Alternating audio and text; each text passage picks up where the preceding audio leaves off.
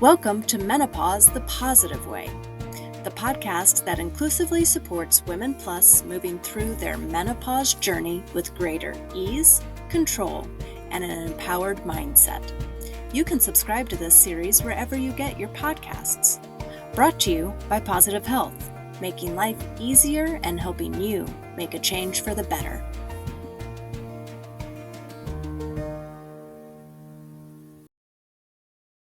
Well, welcome back to Menopause the Positive Way podcast. I am your host, Courtney Pesic, and I am so excited about today's conversation. We're diving into a bright conversational topic today on herbal pathways and supporting your menopause journey. We're going to talk about how we can approach menopause not as a struggle, but as a season of strength, wisdom, and reconnection. So joining me today is Dr. Michelle Cromwell, a high-performance and well-being strategist with nearly 2 decades in her higher education leadership. Dr. Michelle has now shifted their focus toward empowering women and organizations to cultivate sustainable well-being and resilience.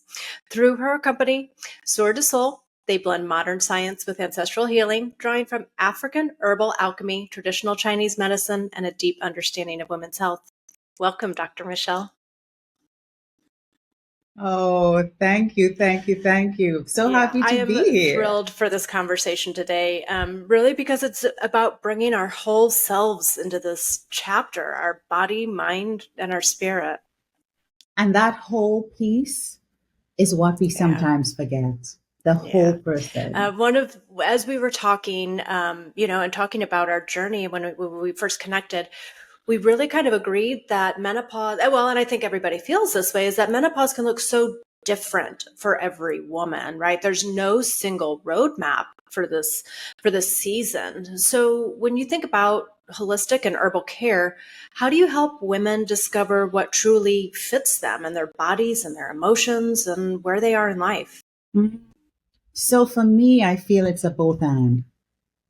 So we talk about people being unique. Yes. And we're women. So there are things that we have these commonalities around being women, but there are also some things that are different. I call it our blueprint.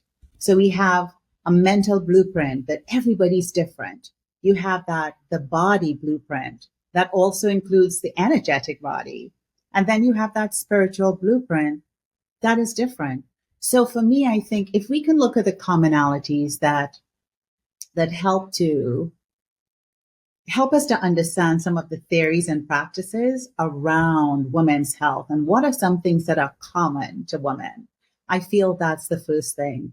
But then we also have to understand that each woman is different and that we bring all these patterns based on body, mind, and spirit, that big piece that we miss out, and understand how we can find patterns for that unique woman that are specific for that woman. Because what will work for you, Courtney, won't work for me. And sometimes we can't do that one size fits all. Yeah. So what are some of the signs or the patterns that women can start tuning into their needs? What are some of those? So I want to go to that idea of energy. And I think we have to first understand who we are energetically. So I recall as a young child, I would always be hot. I also had a hot temper and I had a fast tongue. I could chop you to pieces with my tongue. So I didn't understand at the time, nor did my parents or the people that were supporting me in terms of my own health, that I had a hot energy based on my Ayurvedic makeup, Pitta. I'm predominantly fire. And I think because I didn't eat in a way that supported that, I got a lot of inflammatory illnesses. I got eczema. I got an autoimmune disease. So I think for women, if we can understand at the base what our constitution is, and then work from there, really understanding who we are, for me, that's the beginning. Does that absolutely. make sense? How can you test your energy? I know you just said Ayurvedic. How do we understand that? Where could we go for that? So I think there are a number of schools of thought about your energy. So like you said, there's Ayurveda. And with Ayurveda, you can be Pitta, which is fire. You can be Vata, which is ether or air, or you can be Kapha, which is earth. And anyone trained in Ayurveda can help you. And I think there's some quizzes on the internet that you can test to see what your energy is and then align the way you eat, the way you move through the world, even your yoga practice is based on and supported by that energy. But then there are some other schools of thought. So in traditional Chinese medicine, we talk about the yin and the yang. So if you can understand where you flow, whether you're more yin, whether you're more yang, yin is cooler, yang is hot. So understanding where you fit in that continuum, and it's not either, it's more of a continuum, also helps you to decide, what are some interventions you can use. And I cannot leave out the African alchemy. For me, Courtney, that was the game changer. But it also informed everything else that I knew. And I was able to say, wow, because of this alchemy, I really got to understand myself. So in African alchemy, we talk about high consciousness, and you'll hear different words. They may use Ori, which is Orisha, but it really is what sort of like sits at your head. And it's almost like that headlight that guides you through the world, right? And speaks to your inner landscape and how you show up. And once I understood what that higher consciousness was for me, I understood that it was also tied to fire. So instead of me letting my fire be like an inferno and burn down the entire village, instead I needed to understand that my fire needed to be like a warm fireplace that invited that's people beautiful. in. That's beautiful. How do we take some of these, how do we take these energetic readings, right, and develop them into our menopause journey? How, for me, I'm air, very air. How Mm. does something like that transpire into daily living? Oh, that's a good one. So let us use you for example. We know that at the beginning of menopause, and I see menopause as a journey. It begins early 34 and then until you die. I don't get into the different stages, even though those are important, but I really see it as this journey. So let's say hypothetically that as somebody that is Vata, that you start having issues with your sleep. And we know that Vata is cool or cold because of the ether. One of the things that we need to understand is that if you have this cold constitution, we have to align what we do in terms of the therapy and the treatment and the support to warm you up, to sort of like bring you back down to earth. And I think the challenge, or I don't even want to say the mistake, I want to say the challenge that some practitioners engage in is not understanding how we align that energy. So if you're cold and you need to be warmed, you need to get some sort of intervention. And for me, herbs, I use herbs. You would use a herb that warms you. So for somebody that's Vata, valerian is excellent. Me, on the other hand, I'm Pitta, and Pitta is all Hmm. fire, fire, fire, fire. So I need to understand that I need to get something that's cooling. So for me, my go-to is skull cap. I use skull cap night, night. If I were to use Vata, I will have the worst night's sleep. So there has to be an understanding of how we align the energy of the person, the energy of the herb, and the energy of the symptom. I'm seeing Oh, you yes. thinking. I'm always thinking. I love this. This is one of the best parts of the podcast, right? Is to be able to come up with these questions that are going to help others that are here to listen, to understand the difference. And if this is something new that they're hearing, right? That we all have different constitutions in our, with our energy. How do we go about these different things? And as you were talking about herbal medicines, you know, it's I want to know so much more about it. I want to know more about the teas. I want to know more about what we can do, especially the ones that have been around for when we talk about history and, like you said, an ancestral going back, these are practices and part of cultures that have been around for thousands of years, and the difference between maybe culture in the United States and maybe learning more of, and I think this is where we get the opportunity to really grow with being I'm just speaking in the United States as I believe that this is around here, but what can we learn from different cultures to bring into our daily routines? Yeah. I think for one, we have to learn to just silence or quiet some of the colonized perspectives we have about traditional, I don't want to use the word therapies, but modalities.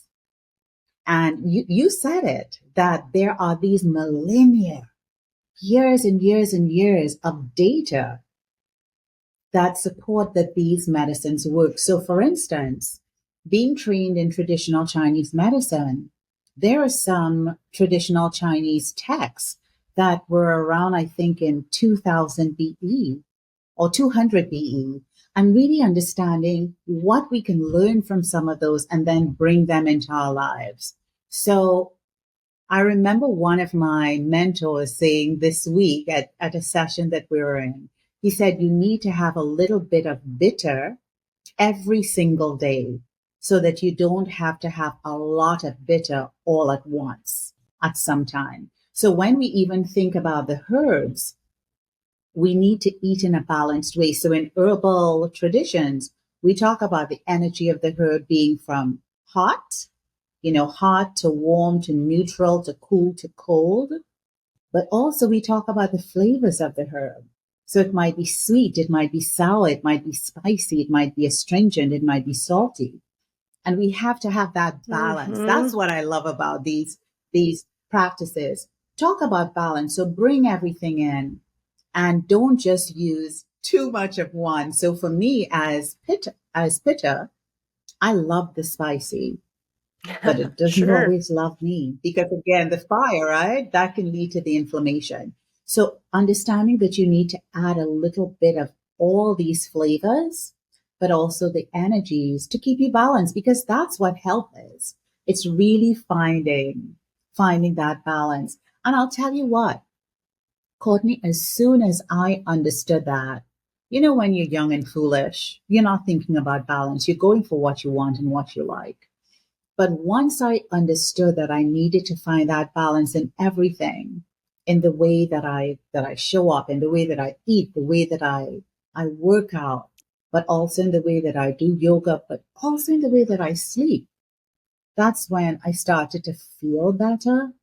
When I think started to, dare I say, look better. Right. That balance. It's so, and I think that we've come across this and this menopause journey and things don't feel balanced, or what we thought we felt balanced before, and then things start to shift. Then you go, what do we do? And I think maybe this brings in more awareness in your own feminine journey through the rest of life, right? Does this bring awareness and taking the mindfulness into the feminine womanhood of this? And our culture, I think, again, a different type of culture in these other traditional areas, womanhood is so, the matriarch, the part of that is so celebrated so differently than it is here. And I think that that's something so big to learn on and lean into and understand and question and read about and find out more for ourselves within this and how we can become more balanced. And we've got some of these things, as you said, the herbal and energy, and some of these things that are very at our fingertips just as soon as we open up and try them, right? Or find them or speak to somebody that has knowledge on it, how big that can be affected within your own world. So let's dig a little deeper into that balance, because I want to pick up what you just dropped down there. When we think about women, specifically from these more traditional cultures, that feminine energy is celebrated and understood, but also emphasized. And when I think about our more Western culture, it's almost as though women are taught to become men.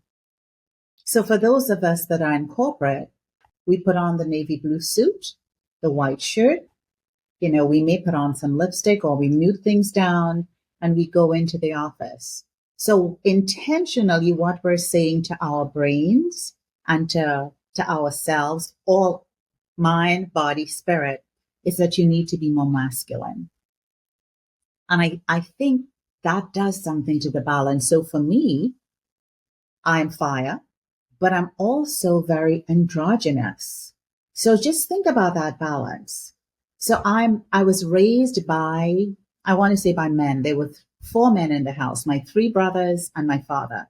The women were outnumbered. It was my mom and myself. I was a mama's girl, but I was also a daddy's girl. And I had the boys as my example. So I was trying to outdo the boys. So I was raised around men, trying to be more like a man when I was a woman. My mother, she really tried hard, but she was outnumbered. She was outnumbered. And I think that also did me a disservice in being more masculine, but also going into spaces where I was expected to show up as a man. And again, coming back to my own understanding of my journey, when I dove deeper into yoga, so I started practicing yoga maybe about 30 years ago and started teaching in about 2006. So can't do the math. How long was that? About 20 years. And started teaching in 2006.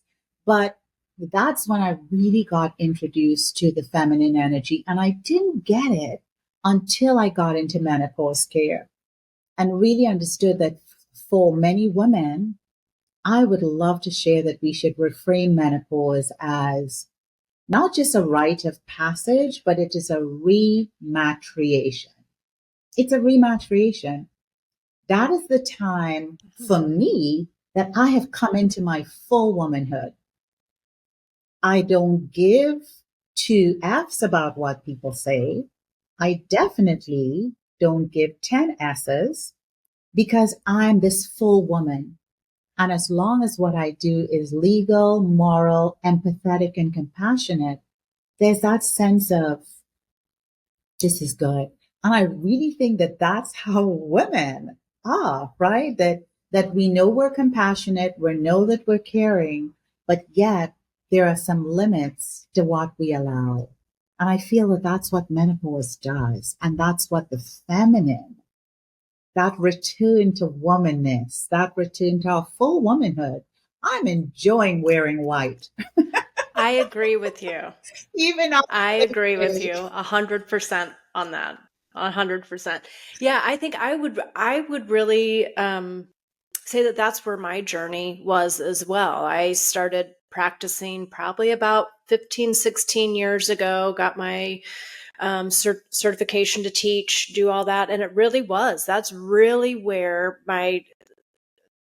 the understanding started coming in for me. And I don't know if it was, just maybe that's the time frame. And I think I know that I've spoken about this on another podcast as well, but what a gift it would have been if I would have understood that at 20 or started this practice at 20 or knew that it was thousands of years old or anything like that. What a gift that would have been. I mean, I can remember being at university and there was a yoga 101 class, but I took dance instead, and one of those things that I remember in my brain, like I just wish I would have started, and I think maybe for a lot of women right now who are looking for something, what a great place to start. One, it can be accessible.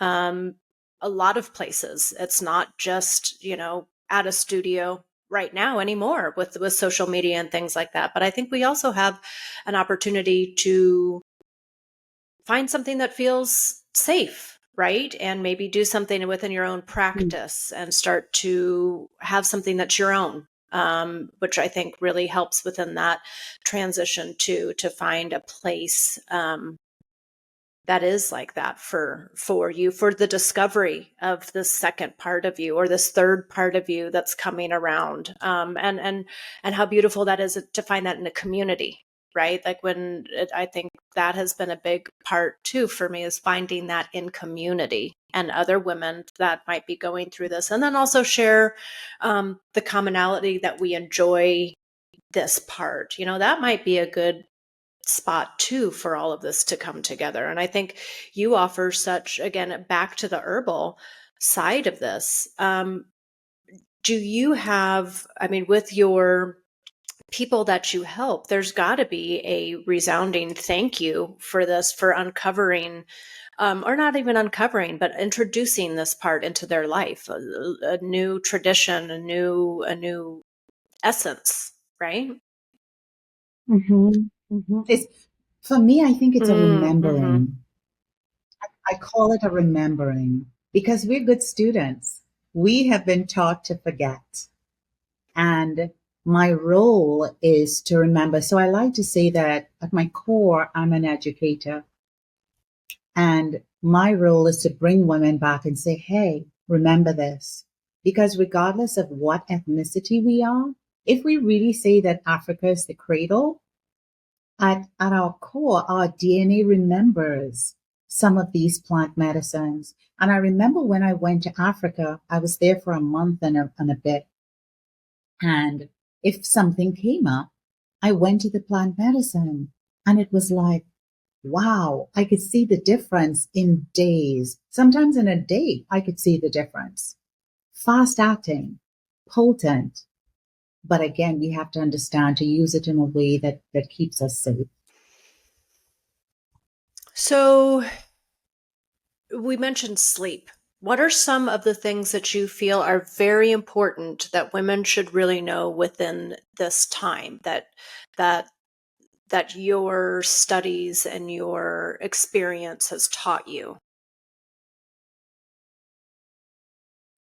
So sleep, I say, is one of I call them the five bills. There's nutrition, exercise, daily movement, stress, and sleep. Sleep, I feel, is like one of the number ones. You have to get at least 7 hours because sleep is tied to everything. And for many women, especially in menopause, what we find is that sleep is disrupted. And interestingly, when you ask people, what is one symptom women want addressed in menopause? The first thing they say is hot flushes. It actually is falling asleep and staying asleep and brain fog. So sleep is tied to so many things. But I think we poo-poo the importance of sleep. So for women, I want to say that there are some hacks that I have used, but that the science and the research is also supporting, but that we don't really understand or use them. So there is a connection to sleep, your gut, and your brain. So for me, what I do every night, Courtney, I have a high fiber smoothie because while I sleep, I'm going to be feeding my gut biome, my gut microbiome. And then the next morning, I wake up and I'm like, oh, I feel so good.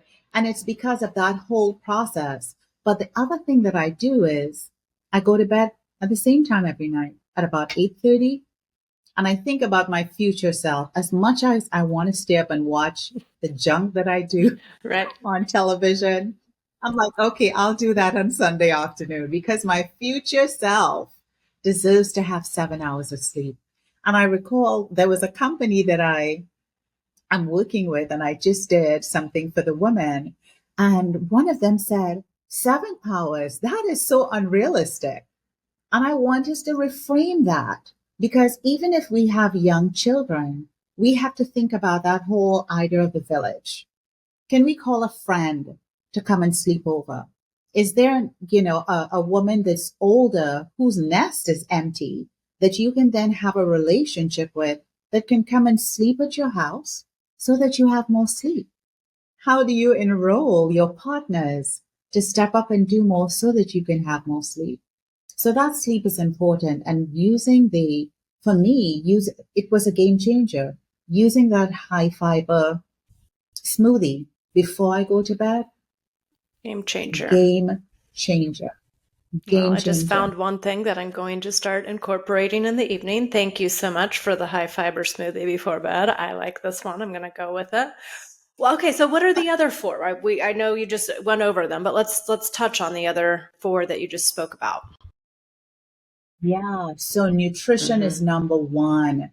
And what I want women to remember is that when we talk about natural solutions, people usually go to things like herbalism first. But the natural solutions are the things that you can do that don't require medication. It's lifestyle changes. So, nutrition, what are you eating?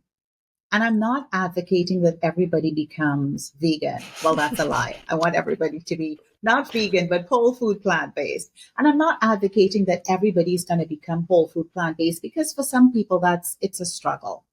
But try to eat more whole foods, less things that are, I think it's Dr. Michael Greger. He calls it crap, calorie rich and highly processed. So try to use less processed foods. And if you can make it from scratch and make it taste like the thing that you like. So the nutrition is important. Understanding that you're getting enough protein, understanding that you're limiting the amount of carbs. So your protein needs to look like this. Your carbs need to look like this. Your veggies need to look like this. And your fats need to look like this. Just this. Right? Because we can call the amount of grams, but for a woman, that's kind of hard. So I use the hand to measure. So ensuring that you're getting the nutrition that you need. For me, creatine. That's another hack that I use to build my muscle back. So we know that you lose muscle during menopause. So every day I use 10, some people use 5, but I make sure that I add that in. Exercise. You got to lift them weights. And for me, for a long time, I lifted my body weight as a yogi. So people would always say, how do you have such amazing arms? Do you go to the gym? Nope, that's plank. Right. So lifting some weights and then daily movement, getting at least between 75 to 150 minutes a week of some type of movement. And, for some folks, we overthink it. But what I want to say is that I am here to say you can simplify it. Put on your favorite jam and have a dance party. Just dance in your living room for 30 minutes. That's one of my favorite. It's just shaking and moving, and I know that it gets your heart rate up, it gets all the muscles going, you kind of just get lost in the music, right? And then on top of that, possibly singing out loud at the top of your lungs, moving that air, getting that going.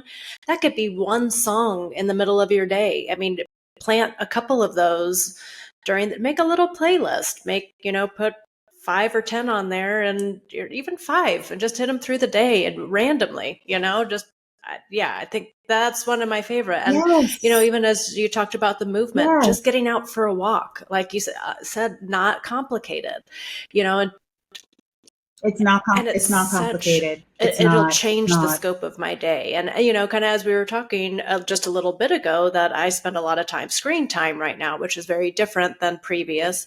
But I do have to put those walks in, and the difference it makes, even if it's 7 minutes. And, there's times where I just get my shoes off, get in the grass for a couple seconds, shine my face up to the sky and the sun, breathe a couple times, come back in. That might be the space that I have, but it's this. I sure moved out that way, and I sure moved back in, and I took that space, that time, that minute or 3, to be back into myself, because I think we give a lot, right? We do. So you talked about that space. One of the things that I think that we can do as women too, and you talked about the sun. So I just want to move back to that idea of the sun. So in sleep, that sleep cycle is really important, that sleep wake cycle. So if you can get out to the morning sun and just let that morning sun hit your face, that really helps with the sleep Yeah. wake cycle. And stress, stress, stress. So what I have found is if you can interrupt your day every 3 hours, do a 3 minute meditation, 3 minutes. And I call it a holistic wrap. So where you're breathing in and you're engaging the vagus nerve, which is that nerve that helps us to remember you're not being chased by a tiger. You're not going to be eaten by a black bear. You are safe, regardless of what space we're in. So for 3 minutes, and you can just feel, so you're also using the senses. You can feel the garment that you're wearing. You can feel your shirt.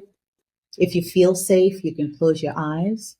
And then you're breathing in for four counts, and you're breathing out for 8 counts. And what that does, it engages the vagus nerve and it puts your nervous system right into parasympathetic nervous system. It kicks in so that you know that, hey, you're good. You are good. And you can do that every 3 hours for 3 minutes. And then you go into that meeting with your lovely co-workers or the interesting Right. people, and you will be fine. And this is not just an opinion. It's been tested and it's verified. Even by, I've heard cardiologists talking about using this to engage the parasympathetic nervous system so that you have less stress on the cardiovascular system. These things, Courtney, I want to say are simple, they're ancient, and my God, they're profound. Yeah, I agree. And I think the more that we learn these and learn about them and they become something that you can do or aware about, right? You can put them into your daily routine. And then you start to see the change. You Absolutely. start to see the change. And like you said, it's not a huge change. It's not a huge shift that you have to do. It's just participating in these small ones to know, right? And start to feel the difference of it. So as we talk about, the any common misconceptions around herbal medicine, how do you guide women into choosing safe and effective herbs that align with their body's energy and balance and overall health? I'm so glad you asked that question because in herbal medicine, the very first thing is safety. So if I go all the way back to the way that we're trained, there are two things that you need to be looking at: contraindications, contraindications, contraindications. So some people may react to herbs in a certain way because of their constitution. And we talked about constitution. But I also recall that in one of the very early Chinese herbal writings, they categorize herbs in three ways. You have the emperor herbs, and those are like the pot herbs, right? So those are food grade. You can use them in large quantities and you can use them for long periods because they're non-toxic. And then you have the minister herbs, and these are mildly toxic and they're also strongly therapeutic. But some of them are mildly toxic, which means that you can't use these minister herbs for a long period. But here's the third category. Those are the servant herbs, and most of them are toxic. Most of the servant herbs are toxic. And the things about the servant herbs is that they really help with treating illnesses or treating conditions. So you have to use them for a short period of time and you have to use them in the right dosage. So when I think about helping or supporting women with herbal medicine, that always is top of mind. The herb that I'm using, where does it fall? And a lot of my research now is trying to align whether this herb falls into this category or not. So when you look at the herbal teas that I use in my formulations, I primarily use emperor herbs as the main herb. And then I may use a minister herb or not. Very rarely, very rarely. The other thing I want to say is for effective energy, coming back to the energy, and we talked a little bit about that with the Vata and the Pitta. So if a woman is, Pitta and she's having problems sleeping in the night, we won't give her a herb that is going to warm her up. We'll give her something to cool her down. So you have to align the energy of the person the energy of the herb and the energy of the symptom. And when you have that alignment, that's when it's effective. So I would want to say to the listeners, when somebody tells you, oh, take XYZ herb, and you ask them why, if they can't give you a really good justification or explanation, run. Run away. Absolutely. Well, and you and I kind of chatted about a little bit about, I said, oh, well, doesn't it take a while to kick in? When we first had our conversation, and you were like, oh, no, no, no. This is something that could be not a one and done, but, one and an effect, right? You're finding that effect. And I think another thing, as you just mentioned, that it might just be a once or twice sort of thing where I think we've grown up on, our supplements, our vitamins that you take for a long time. So the misconception of herbs and, the vitamins that we may take, it's two totally different things. They might be in a capsule. Maybe I'm streamlining this a little bit different, but like that's two different studies or two different ways that vitamins are not herbs as you're Right. speaking. Well, I think even if it's an herbal supplement, we need to understand how that supplement aligns with There we our go. needs. And for me, I also need to understand the people that I support and work with. I do not want to be a supporter of snake oil. So I'm not just going to give you something to sell you something, but I have to make sure, first of all, that it's safe, because there might be, and I've seen that there are products out there that do have ingredients that may cause toxicity in certain systems or in an organ. So why? So, for instance, there is one specific product that an ingredient that I thought about putting in the Where's My Mind tea. Well, not only did it not make the tea taste good, but it also spikes your blood pressure. Mm-hmm.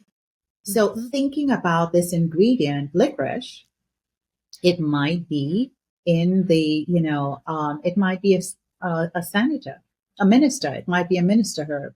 So I opted not to use it because I didn't want to use something that I felt was not safe. So I always err on the side of safety for what I use and also what I want to support people in using, because that's important, because herbs are medicine. Even though the FDA does not see them as medicines, they are, and we need to treat them with that level. I think with the level of care. Absolutely. Absolutely. Thank you. So if you were to leave the listeners with three things that are most important to take away from this conversation, what would you tell them regarding this menopause journey? Well, first of all, menopause is a full body experience.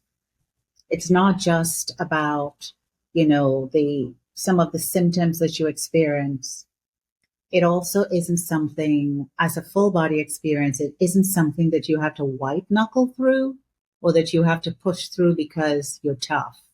When you don't address it, it's almost like looking down the barrel of a gun, right? The cardiovascular disease and all of those other diseases that can follow. So full body experience. And it's not something that we have to wait and see, but it's something that you have to address. Second, we talked about some of the natural things. So don't overlook natural solutions and begin with nutrition, your exercise, your daily movement, your sleep, and managing that stress. And we just talked about a simple thing that you can do every 3 hours. So manage that stress. The last thing I want to say that I don't hear a lot of people talk about is trauma. So if you have had an adverse childhood experience, and we talk about big T and little t, and we're not competing for trauma, that this trauma is better than the other. Trauma is trauma. So if you have had any type of trauma, be it from an adverse childhood experience, to older in your lives, trauma is going to impact the way that you experience menopause. You may experience it earlier, longer, and in a more exacerbated way. And we know that marginalized women and minoritized women, they have daily trauma. So if you experience trauma, even transgenerational trauma, get some support to deal with that trauma, be it talk therapy, be it hypnotherapy, whatever works for you, whatever you feel comfortable and safe with and like, and address that. I think those are the three things that I really want to leave women with. What a cool conversation. Thank you. Thank you so very much. And thank you for sharing your heart and your wisdom with us today. I love the way that you remind us that, menopause isn't something to fix, right? It's something, it's an invitation. It's an invitation to listen and reconnect and honor who we've always been and who we are, remembering, as you said, remembering who we were, and then also who we're becoming. It's the best time of our lives, and there is the possibility for us to live it. It's the best time of our lives. I agree with you. Right now. I agree. Well, thank you so much, everyone, for joining in. Please feel free to come back and hear us on our first Wednesdays of every month, and we will drop a new podcast episode. And until then, here's to your continued health. We are so glad you joined us for this episode of Menopause, the Positive Way, and hope you will share this podcast with friends and family. You can subscribe to the series wherever you get your podcasts. Along with this podcast, Positive Health also offers a holistic, one-stop digital health experience supporting your body, mind, and spirit during the menopause journey. If you or anyone you know is looking for guidance, education, and services that address the many symptoms and needs experienced during your menopause journey, you can become a member of our pilot program. And you can join by visiting our positivehealth.com website. That's PAUSITIVE health.com, making life easier and helping you make a change for the better. This is an educational podcast where the views of our guests do not necessarily reflect the views of Positive Health. The content is not intended to be a substitute for professional medical advice, diagnosis, or treatment. Positive Health does not provide medical advice.